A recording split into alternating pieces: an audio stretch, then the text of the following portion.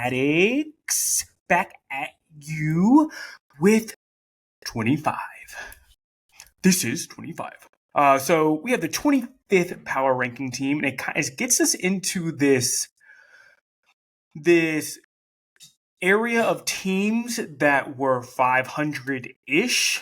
And do we think that their schedule allows them to make the next step?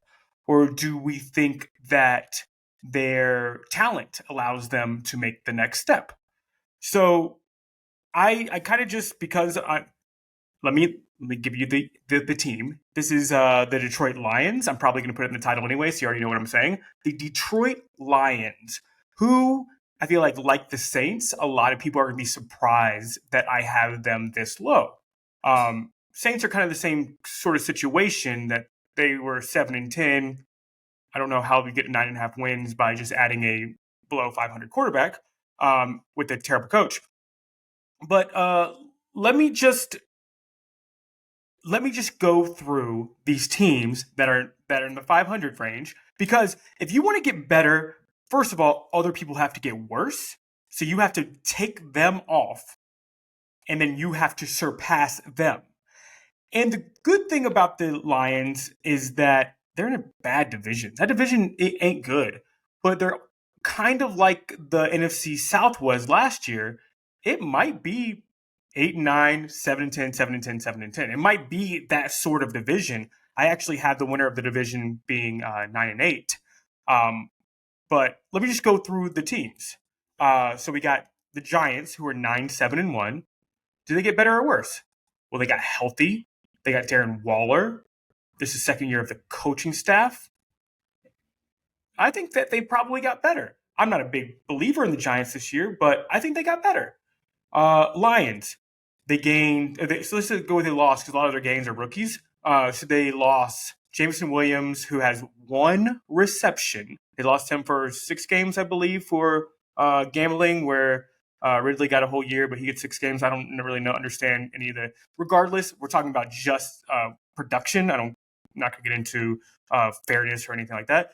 Production, I think they lose him for 6 games. So you don't have Jameson Williams, who has one catch ever in the NFL. So you lose him, lose DJ Chark, who I think is excellent when he's on the field. And we can get into that a little bit later on too. And you lose the most productive running back duo in the NFL last year. I think they had 25 touchdowns between Jamal Williams and DeAndre Swift. So you lose a lot on offense, but you gain something on defense. And maybe if you are really into rookies, which I know it's exciting to get excited about rookies, but they're still rookies. Like, just let them do it on the field first before anything happens. So first of all, the Lions were dead last in yards allowed last year. They were 32nd in the league with 6,670 yards allowed. That's a lot of yards. That's a ton of yards. That's like, what, 700 yards a game-ish? I'm usually pretty good at. No, I'm way off. Sorry. I had a couple beers. So you're probably looking at like 450 yards a game total offense per game, that ain't good. But you add C.J. Gardner-Johnson, who thankfully didn't have a serious injury. It was reported that he might, have he got carted off the field, but he's still there. I like him a lot. There's a reason why the Saints got worse when they traded him, and there's a reason why the Eagles went after him. And I think the Eagles are going to be worse without him. Safeties matter. Safeties are very, very important. I've talked about this on other pods. Safeties are very, very, very important. So I like the signing of C.J. Gardner-Johnson, and they got Mosley from the 49ers, which I also think I think their secondary got way better. But I still don't know if that's enough to help the 32nd best defense in the league. The worst defense in the league. Let's just say the worst, because I don't like to be negative. 32nd best sounds better. So the Lions, then they got their rookies. They got Gibbs. Everybody's super excited about him. Laporta, I think that's an excellent pick. They got Hendon Hooker, eyebrow raise. And then they got like a lot of guys that maybe the linebacker Campbell I think is going to be good. He might start right away with as bad as that defense is. Yeah, I actually their draft's not bad. I don't like Gibbs going that high, but they had apparently if you're watching I think the Lions have something similar to the Panthers where it's like almost like a Hard Knocks sort of thing where they wanted Gibbs like where they were drafting at 5 or something, and then they traded back hoping he'd still be there, and they got him, and they were super excited about it. So good for them. I mean, if that's their guy, that's your guy. I get it. He's a good player. He was good in Alabama. Yeah, so I no problem with the draft. If you get your guy, no problem with the draft. I'm just a dude. I'm not. All I can do is give you numbers and interpret the numbers and maybe be entertaining. That's it. That's all I can do. Their draft's fine. Their draft's fine. Going back to when people talk, listen, this ain't a 2 years draft. This is like we need these players to help win now. So I think they are doing what a lot of people in the NFC South are doing. They're like, this division's up for grabs. Let's go take it. Which they might. They really might. I don't really see it, but they might. So let me keep going down the middle of the 500 teams, right? Giants 9-7-1, Lions 9-8, Jags 9-8. So Jags, I mean, they're just going up. They get Ridley back. They get Trevor Lawrence in third year. We know Jags. Dolphins 9-8. If they have Tua healthy, they have an excellent team. They're one of my favorite teams this year as far as talent.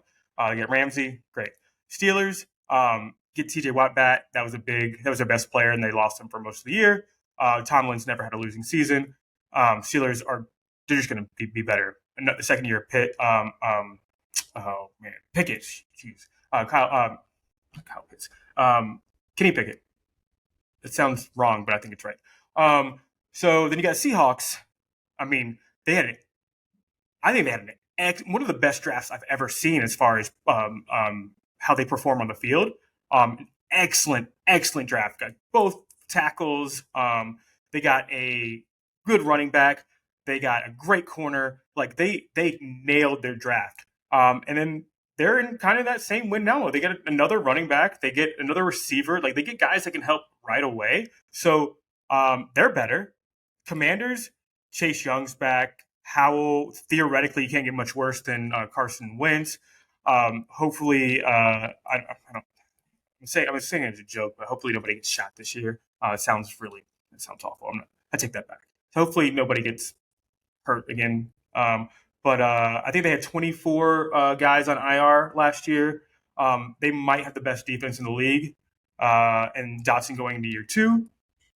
And they've rebuilt their offensive line. I love the Commanders this year, so they got better. Packers, they lost a Hall of Famer, so theoretically they got worse. I think Packers have the potential to be what the Seahawks were this past year. I think they're just getting dismissed, written off. They got good players. They got 2 good receivers going to year 2. They still got great backs. Their offensive line is getting healthy. Jair Alexander is the top 5 corner in the league. They got dudes. This will be Matt LaFleur. Are you good or not? We'll know literally after this year if you're good or not. You got players. You've been developing this quarterback. I like the Packers. A lot's going to depend on Jordan Love. Then you got the Patriots at 8-9. Who knows if they got better? We say this every single year, and the Patriots are still they're just going to give you. I mean, when they had Cam, they were 8-8. Last year, they made the playoffs with rookie Mac Jones. They're not. I don't think they're going to be worse than 8 games. They just won't. It's not because I think their team is good or talented or whatever. They're like the Steelers. They're just always there. So I'm going to say not worse for the Patriots. And then you got the Bucs that are 8-9. I dive into this. I think that they are still a team to watch in the division, but they're setting themselves up for the future if it starts to go south early. So I think they're I think they're down. I would say they're down. They still can be good because of schedule and division, but I got them down. So I got the Giants upgrading. I got the Jags upgrading. I got the Dolphins upgrading. I got the Steelers upgrading. I got the Seahawks upgrading. I got the Commanders upgrading. I got the Packers downgrading, and I got the Patriots up, saying the same, and I got the Bucks downgrading. So all of these teams, I got 1, 2, 3, 4, 5, 6, 6 teams getting better that were the 500 area. Now, that's when you get to the Lions. Were they actually good last year? We know they had the worst defense. They just put up points. So let's go through their wins last year. So they beat the Commanders, the Packers, the Bears, the Giants, the Jags, the Vikings, the Jets, the Bears, and the Packers. So they go 5-1 in division. I don't know if I just don't see that happening again. I think I think you can only bet on 3-3 with every team, even the best teams. Kansas City's different. Kansas City doesn't lose in the division really, but like Steelers are going to be 3-3. Like Bills, put them down as 3-3. Like a lot of these great teams, I would just pencil in 3-3 unless they've just been doing it forever. And Lions ain't been doing it forever. They were 3-13 the year before, or 3-14 the year before. They ain't been good for a long, long time. So, I mean, they have a pretty easy schedule. They played average teams. I'm going to preface this by saying that I'm a big Chark believer. But a lot of these wins came at the end of the year. They went 5-1 down the stretch. So that means that they were 4-7 before they got hot. Guess who came back the game that they got hot? DJ Chark. So DJ Chark goes down week 3, and he comes back week 12. So when he does that, he goes lost. So the Lions go lost to Seahawks, shut out by New England, lost to Dallas, lost to Miami. They beat the Packers with 15 points scored. They beat the Bears, beat the Giants, and they lose to the Bills. So when DJ Chark is out, they lose. They go 3-5. DJ Chark comes back 5-1. It's because that position is very important to their offense. They need a field stretcher. They need things to open up for their tight end, their running backs, and Monroe, who plays a slot. It's very, very important. There's a big reason they're way better when they have that guy. They thought that guy was going to be Jameson Williams. It ain't going to be Jameson Williams for a little while. And when he does come back, he's got one career catch in the NFL. So who knows? Maybe he's good, maybe not. But we see how bad this team is without a guy like that. Maybe Marvin Jones Jr. is like that. Maybe.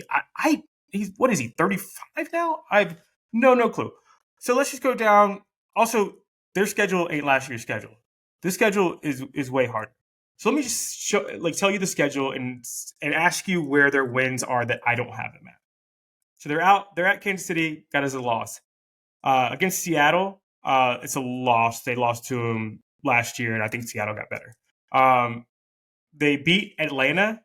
I don't love that pick, but they're at home. I doubt they start the year 0-3. They're at Green Bay. I just think that Green Bay lost twice to them last year. Prove it. Everybody's heard the talk about Green Bay was so dependent on Aaron Rodgers. I think they kind of give us a Seattle vibe. So I got that as a loss for the Lions. Carolina. If that defense didn't get much better, they ain't beating Carolina. Frank Reich, Jim Caldwell, Thomas Brown, they're gonna beat you. And it's a DJ Chark revenge game, and it's a Deuce Staley revenge game.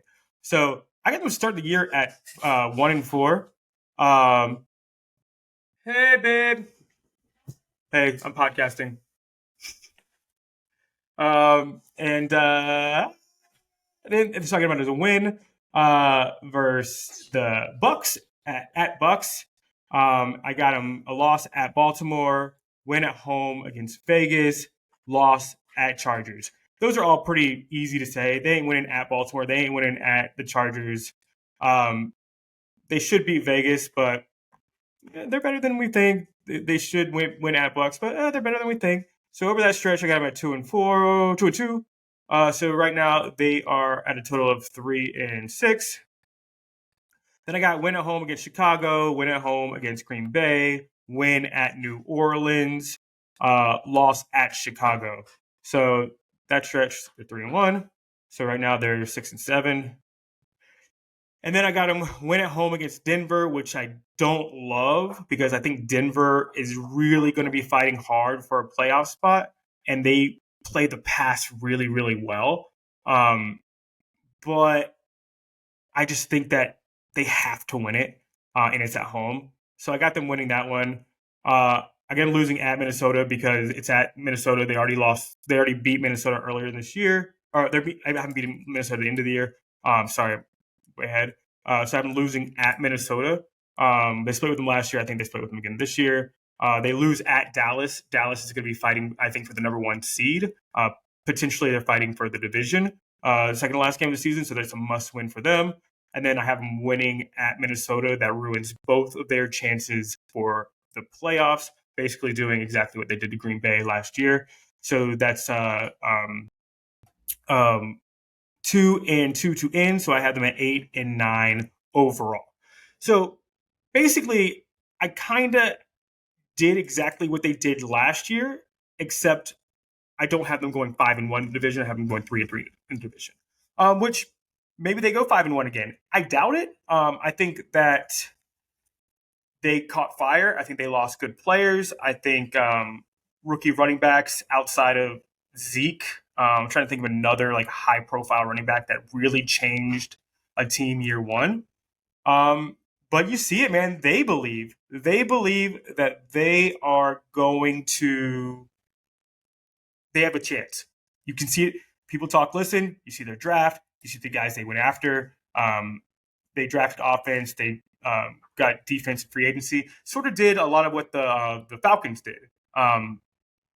Got good playmakers, I guess, in the draft, and they went and fixed their defense in free agency.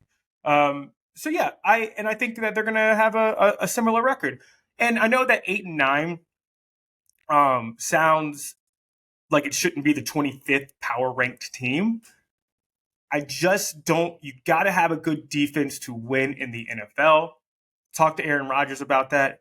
Aaron Rodgers ain't had a top 10 defense since he won the Super Bowl, and he ain't been to one since. So you got to have a good defense to win in the NFL. They are consistently not very good. Getting two good players is not going to fix your defense right away. You lost 25 touchdowns and 2,000 yards from two backs. Even if Gibbs and Montgomery are good, you're going to get 2,000 yards again. I don't know how you get more than that. Like, how do you – they would have to be freaking Christian – even Chris McCaffrey if his first year wasn't Chris McCaffrey. So the replication of those just doesn't seem to fit. Also, they got a lot of teams that can run the football, man. Like I was saying, I've said about almost everybody I've talked about before, and most of my bottom tier teams can't stop the run. I think the Panthers put up 37 points against them with like 300 yards rushing last year.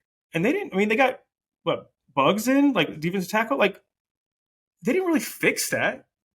They drafted a linebacker in the first round. That's going to fix it. You got to go against Seattle, man. They love to run the football. You got to go against Atlanta. They love to run the football. Green Bay loves to run the football. Carolina loves to run the football. Baltimore loves to run the football. Like they could. I think I have them at their ceiling, honestly, at 8-9. They could lose a lot of games, and they're not deep. Monroe goes down, you're done. You don't. There's nothing else. A rookie's going to carry your team. Jared Goff's going to carry your team. This team was 3-14 2 years ago. We thought Dan Campbell was going to get fired. If he didn't go 5-1 down the stretch, he probably does get fired.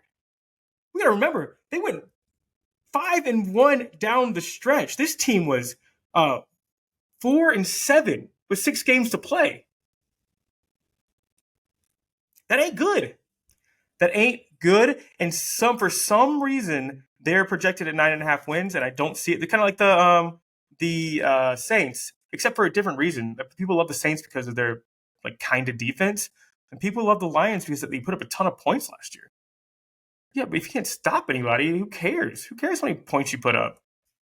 That's that's. I mean, I'm not trying to come after Lions fans. It's also the Lions have had one winning season in the last 5-6 years, and we are super excited about them to win 10 games, to win a division, to compete for with Jared Goff. That McVay was like, yeah, I can't win a Super Bowl with him. Got rid of him for Stafford and immediately won a Super Bowl. um, I mean, I don't know. I gotta see. I gotta see Dan Campbell do it. I gotta see him do it. I don't know what else to tell you. And that might just be me. Like I said, they got kind of firepower, but I just even if they replicate what they even if they these if Montgomery and Gibbs outperform, Marvin Jones turns back the clock, Jameson Williams becomes, top 30 receiver of the league.